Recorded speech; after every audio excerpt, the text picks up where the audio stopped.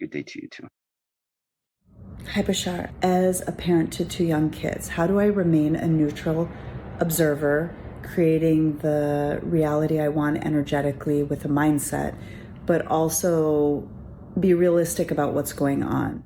As we have suggested already many times, the idea of being grounded and realistic in guiding children is to create a safe space with your creativity and imagination that allows them to understand the consequences of any choices that they may make before they actually experience the consequence of those choices in what you call the outer society. So you're training them to understand that there are reactions to actions that they may choose to take and letting them decide whether they prefer those particular consequences or not before they actually have to experience them in what you call the real world.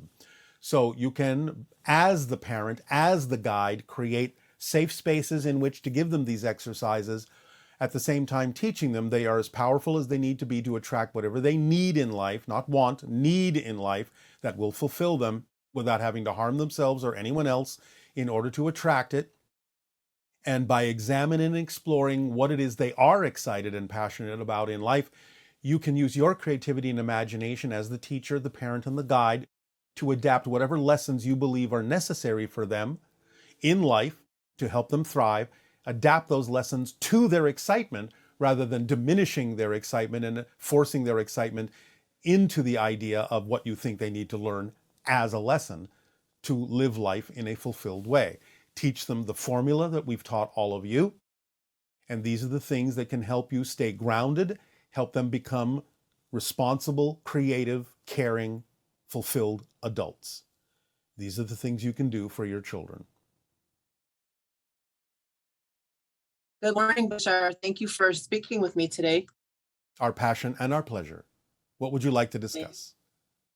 You've been helping me with one of my themes being my perspective is needed and not wanted or accepted. Yes. And I know that's not special for me. It's the same for every scapegoat and socially marginalized person. I've observed that the more valuable a perspective may be, the more forcefully people are likely to reject it. And it depends on what that perspective is. Yes, it can be, yes. This ratio increases sometimes the more glaringly self-evident something may be and the more challenging it may seem to be to remain silent with it. Yes. So the other paradox that I've identified with that is that I need to stop trying to express my unpopular perspective in the way that I have been. I really just need to shut up and listen about 90% of the time. Yes. So I can leave my perspective for people in the future who may want to read my books, for example, or Yes. people that I've experienced in their afterlife reviews. It's all about timing. And some things that are said are not necessarily for the population that exists at the moment they are said. Sometimes it is for later generations. It doesn't stop you from saying it, and there may be those in the present time who do actually hear it and benefit from it that you don't know about. But the idea is not so much not to say it as to not care who receives it. So again, the idea is not so much that you cannot say what you wish to say, but that you don't need to care whether or not somebody hears it. That is what will allow you to move forward and know that those that really need to hear it, whether in present or in the future or even in the past, will receive it when it is most beneficial to them. So just express yourself where it seems appropriate and let those that will receive it in their own good timing. Also, I was curious about what is AI and also what is Earth? There are people who have extreme opinions. I know, like many matters in this world, but I'm just kind of curious. Some people believe AI is this disastrous thing for our demise.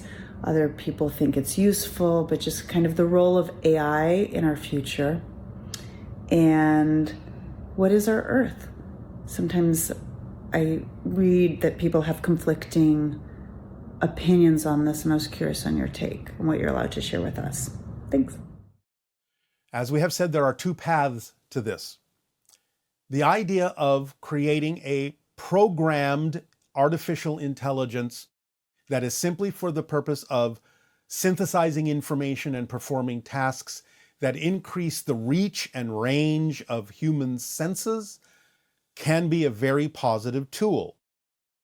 The only reason people fear artificial intelligence is because they understand it's possible that they could create an intelligence that is in the image of humanity, which is full of self-doubt and full of contradictions. But the idea of creating two paths circumvents this probability. So in other words, you create a programmable artificial intelligence that is simply designed to do nothing more than synthesize information and perform tasks that increase the range and extend the senses of humanity, but does not become sentient or self-aware. To create a self-aware intelligence that is forced to undergo tasks is the creation of a slave. The idea, therefore, is that the second path of creating self-aware intelligence is to understand that it isn't artificial.